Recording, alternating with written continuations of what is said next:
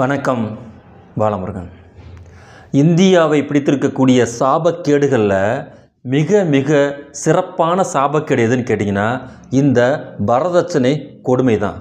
இருக்கிறதுலே கேடுகட்ட ஒரு கேவலமான ஒரு செயல் எதுன்னு கேட்டிங்கன்னா மனித பிறப்பில் சரி பகுதியாக இருக்கக்கூடிய பெண்களை கொச்சைப்படுத்துவதற்கு இந்த மாதிரி வரதட்சணை கொடுன்னு சொல்கிறதுக்கு எந்த மதமும் சளைக்கலை. அப்படி மிகப்பெரிய கேடுகட்ட வேலை இப்போ இந்த வரதட்சணை கொடுமையினால் எத்தனை மரணங்கள் ஒரு நாளைக்கு நிகழுது அப்படிங்கிறத தேசிய அந்த குற்ற ஆவணம் இருக்குது பார்த்திங்கல்ல, இந்தியாவில் இருக்கக்கூடிய தேசிய குற்ற ஆவண பதிப்பகம் என்ன சொல்லுது அப்படிங்கிறத பார்க்கலாம்.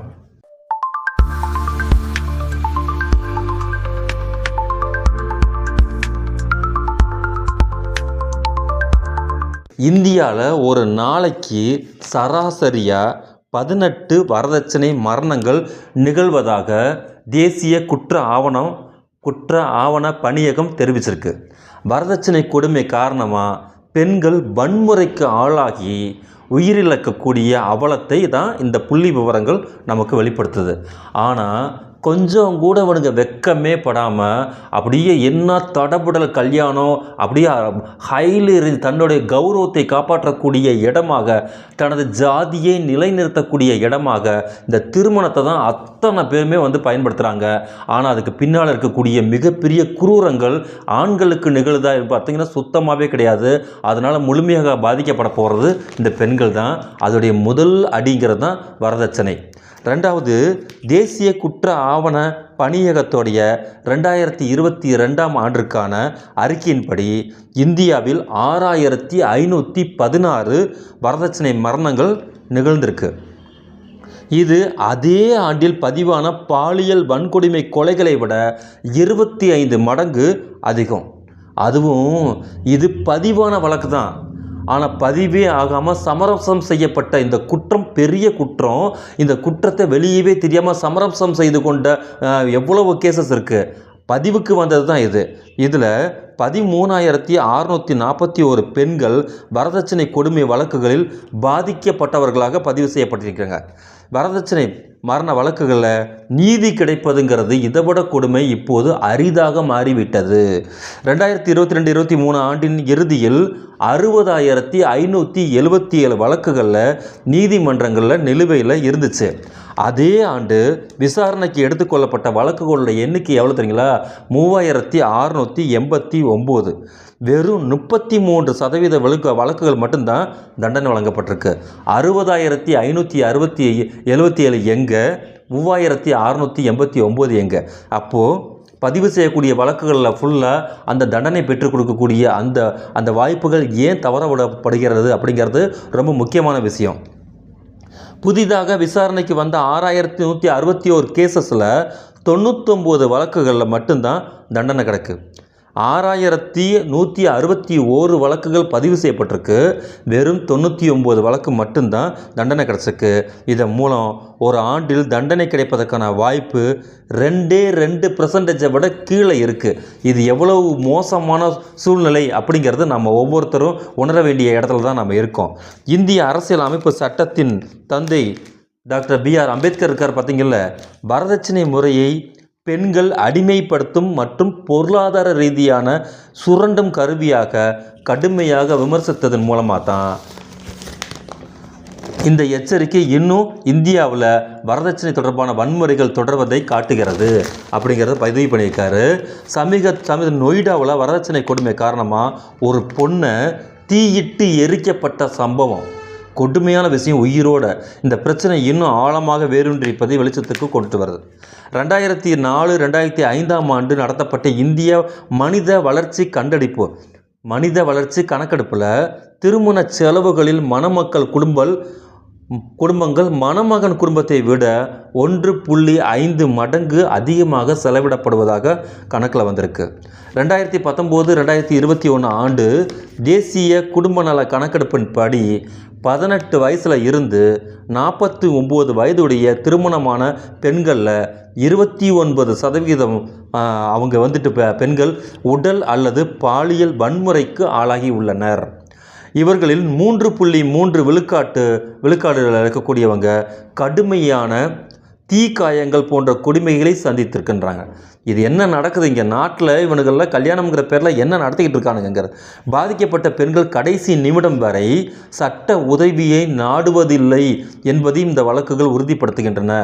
ஏன்னா புருஷன் வீட்டில் வாழ போகக்கூடிய பொண்ணு, தங்கச்சி, கண்ணு, நீ கொஞ்சம் புத்திமதிகளை கேட்டு நடந்துக்கணும் நின்று அப்படின்னு சொல்லி இங்கே இருக்கக்கூடிய தடிமாட்டு, எரும மாட்டு ஆம்பளைங்க ஃபுல்லாக பெண்களுக்கு புத்தி சொல்வதன் மூலமாகவே இந்த சமூகத்தில் பெண்களே அடிமையிலும் அடிமையாக மாற்றி வச்சுருக்காங்க. அதன் அடிப்படையில் பெண்கள் இன்னும் போதிய விழிப்புணர்வு இல்லை. புருஷன் வீட்டுக்கு போகிறனால கொஞ்சம் அட்ஜஸ்ட் பண்ணிக்கிட்டு போமா. இந்த அட்ஜஸ்ட் அப்படிங்கிற ஒரு வார்த்தை அந்த பொண்ணு சாகிற வரைக்கும் கூடயே வந்து நிற்கிது. கொஞ்சம் அட்ஜஸ்ட் பண்ணுமா, கொஞ்சம் அட்ஜஸ்ட் பண்ணுமா, இப்படியே வாழ்க்கை போயிட்டுருக்கு. வரதட்சணை சட்ட விரோதமாக பழக்கமாக இருந்தாலும் சமூகத்தில் ஆழமாக வேரூன்றி இருக்குது. இதை ஒழிக்க விழிப்புணர்வு, கல்வி மற்றும் கடுமையான சட்ட அமலாக்கங்கள்லாம் நமக்கு தேவை. வரதட்சணை என்பது ஆரிய பார்ப்பனர்களின் வாழ்க்கை முறை. வரதட்சணை என்பதே சமஸ்கிருத சொல் தான். இந்த வரதட்சணை எங்கேருந்து இறக்குமதி ஆயிருக்குங்கிறத நீங்கள் தெரிஞ்சுக்கிட்டாலே போகும்.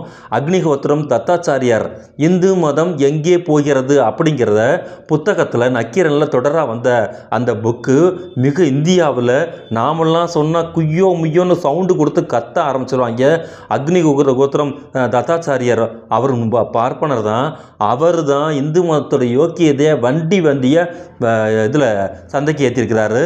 அதில் தான் சொல்லியிருக்காரு, அங்கே கைபர், போலன், கணவாய் வழியாக இந்த பார்ப்பன கும்பல்கள் எல்லாமே மனு தர்மம் புத்தகத்தை எடுத்துக்கொண்டு நேராக வரும்போது பெரும் வெள்ளத்திலும் மழையிலும் அடித்து கொண்டு போகும்போது அங்கே இருக்கக்கூடிய பெண்களையும் அவங்க சேர்த்துக்கிட்டு வர்றாங்க. அந்த மலையில் அழிஞ்சு போகும்போது பெண்கள்லாம் அடிச்சுட்டு போகும்போது காப்பாற்ற போகலை, ஒன்றே ஒன்று மட்டும் இருக்க பிடித்து கொண்டான் பார்ப்பான். அதுதான் அவனுடைய மனு தர்ம புத்தகம்.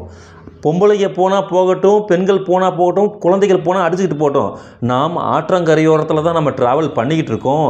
அங்கங்கு கிடைக்கக்கூடிய பெண்களை நாம் நமது வாய்ப்புகளுக்காக பயன்படுத்தி கொள்வோம் அப்படிங்கிறது தான் இவனுடைய தத்துவமே.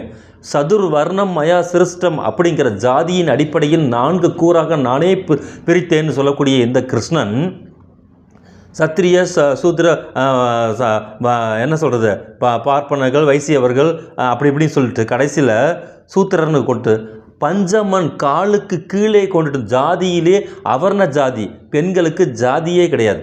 காலுக்கு கீழே இருக்கக்கூடிய கடைசியில் அடிமையிலும் அடிமையாக இருப்பவர்கள் தான் பெண்ணு சொல்லி எழுதி வச்சுக்க இந்த மனு தர்மத்தை இந்த பெண்களையே கொண்டாடக்கூடிய அளவிற்கு அந்த எனக்கு தெரியுமா, அந்த போதை இருக்குப்பாங்க, மூளைக்கு அடிக்கப்பட்டிருக்கக்கூடிய அந்த விலங்கு மிக ஆழமாக வேரூன்றிருக்கக்கூடிய விஷயத்தின் வெளிப்பாடு தான் இந்த இந்து மதம் கண்டுபிடிச்சிருக்கக்கூடிய, பார்ப்பனர்கள் கண்டுபிடிச்சிருக்கக்கூடிய வரதட்சணை செயல்முறையில் இருக்கக்கூடிய ஒரு விஷயம். அதை இவற்றையெல்லாம் படித்து எவ்வளோ பெரிய வேலையில் இருந்தாலும் பெண்கள் நம்ம வீட்டுக்கு வந்துட்டு கண்கள், வீட்டை நம்ம பார்த்துக்கணும் அப்படிங்கிற மனநிலையில் தான் இன்றைக்கி வரைக்கும் இருக்கிறாங்க. ஆனால் ஆம்பளைங்கெல்லாம் அவுத்து விட்ட மாடு மாதிரி ஊரை சுற்றலாம், அதை பற்றி இங்கே கேள்வியே கேட்க வேண்டியதில்லை.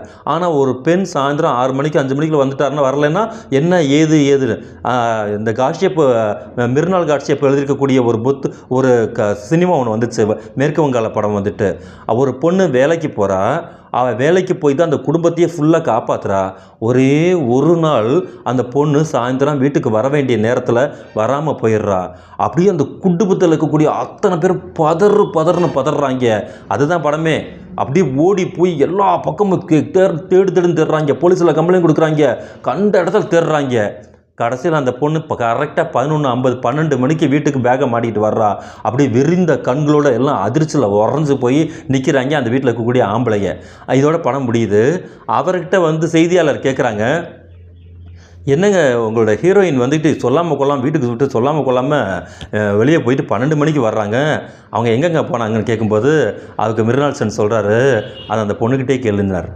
அப்போ எவ்வளவு தூரம் பெண்களின் மீது இந்த சமூகம் எவ்வளவு வம்மத்தை கற்பித்து வைத்திருக்கின்றன வெளிப்பாடு தான் இந்த வரதட்சணை. இது அத்தனையுமே எதன் மூலமாக அடித்து நொறுக்கப்பட வேண்டும் கேட்டிங்கன்னா விழிப்புணர்வின் அடிப்படையில். தந்தை பெரியார் தான் இந்த இந்தியாவில் மிக பெரிய அளவிற்கு இயக்கத்தை கட்டமைத்தார். இங்கே இருக்கக்கூடிய பெரும் தலைவர்கள் எல்லாருமே தத்துவத்தின் வாயிலாக புத்தகங்களாக மாற்றி வைத்திருந்தனர். ஆனால் தந்தை பெரியார் ஒருவர் தான் புத்தகமாக இருந்தால் அலமாரியில் போட்டு தூங்க வச்சுருவாங்க. பார்ப்பனர்கள் மிக மிக கில்லாடிகள், அயோக்கியர்கள். அதனால் புத்தகத்தில் இருந்து அலமாரியிலேருந்து புத்தகத்தை கீழே இறக்கி கொண்டு வர்றதுக்கே நமக்கு பல நூற்றாண்டுகள் ஆயிரும், இதெல்லாம் சுத்தப்பட்டு வராது, நான் மக்களை சந்திக்க போகிறேன்னு சொல்லிட்டு துண்டை உதறி தோளில் போட்டுட்டு நேரடியாக வந்து நடு தெருவில் நின்று, பார்ப்பான் உனது வாழ்வியலுக்கு எதிரானவன், உன்னுடைய ஒட்டுமொத்த சமூக வளர்ச்சிக்குமே தீமை குறியீடு அவனை நீ நம்பாத, அவன் செய்யக்கூடிய அத்தனை செயலையுமே நீ புறக்கணின்னு சொன்னார். அதன் அடிப்படையில் மிகப்பெரிய அளவுக்கு தடபுடலாக திருமணம் செய்யும் போது தந்தை பெரியார் அவர்கள் சுயமரியாதை திருமணத்தை இந்த உலகத்திற்கு தோற்றுவித்தார். அது இந்தியாவிலேயே தமிழ்நாட்டில் தான் சட்ட வடிவமாக இருக்குது. இப்போ அது லண்டன் வரைக்கும் டிரான்ஸ்ஃபர் ஆகி அங்கே போயிடுச்சு. எந்த லண்டனில் தந்தை பெரியாருக்கு உடனே நீங்கள் நாடு கடந்து போகணும்னு சொல்லி சட்டம் போட்டாங்களோ, இன்றைக்கு நமது மாண்புமிகு முதலமைச்சர் அவர்கள் தந்தை பெரியாரின் திருவுருவ படத்தை அங்கே திறந்து வைக்கிறார். இதிலிருந்து நமக்கு என்ன தெரியுதுன்னு கேட்டிங்கன்னா, மண்டை சுரப்பை உலகு தொழும் தத்துவம் ஒரு மனிதனுக்கு ரொம்ப ரொம்ப இன்றியமையாததுங்கிறத நமக்கு ஒவ்வொரு நாளும் வரக்கூடிய செய்திகளின் மூலமாக தெரிஞ்சுக்கிறோம். அதன் அடிப்படையில் சரி பகுதியாக இருக்கக்கூடிய இந்த பெண்களின் நிலை எவ்வளவுக்கு எவ்வளவு பாதாளத்தில் கிடக்குது. அதுவும் தமிழ்நாடு நீங்களாக மற்ற எல்லா மாநிலத்திலும் பெண்களின் வளர்ச்சி குறியீடு எவ்வளவு மோசமாக இருக்கிறது அப்படிங்கிறதுக்கு இந்த தேசிய குற்ற ஆவணகமே நமக்கு பெரிய சான்றாக இருக்குது. அதன் அடிப்படையில் தமிழ்நாட்டில் எந்த அளவுக்கு இந்த ரேஷியோ குறைஞ்சிருக்கு. இங்கே மட்டும் நீங்கள் நடக்கலையான்னு மட்டும் கேட்டால் நடக்குது. ஆனால் இங்கே மிகப்பெரிய அளவுக்கு அந்த விழிப்புணர்வு பிரச்சாரம் இருக்கின்ற காரணத்தினால அனைத்து பெண்களும் கல்விப்படுத்தப்படுகிறார்கள். ஒரு பெண் கல்விப்படுத்தப்பட்டுட்டா அந்த பெண் அந்த குடும்பத்தை கேள்வி கேட்பாள். அங்கே வந்து அடிமை தலையில் இருந்து அவள் விலகி வருவதற்கான வாய்ப்புகள் மிக அதிகம். அது தமிழ்நாட்டில் சாத்தியப்பட்டிருக்கு. ஆகையால் இந்த வரதட்சணை கொடுமையை ஒழிக்க வேண்டும் என்றால் தந்தை பெரியாரின் சுயமரியாதை கருத்துக்களின் மீது பெண்களும் மற்றும் இந்த பெண்களை சார்ந்திருக்கக்கூடிய ஆண்களும் வாசிப்பை நோக்கி நாம் நகர வேண்டும் என்பது தான் இதன் மூலமாக நாம் சொல்ல வரக்கூடிய முக்கியமான கருத்து.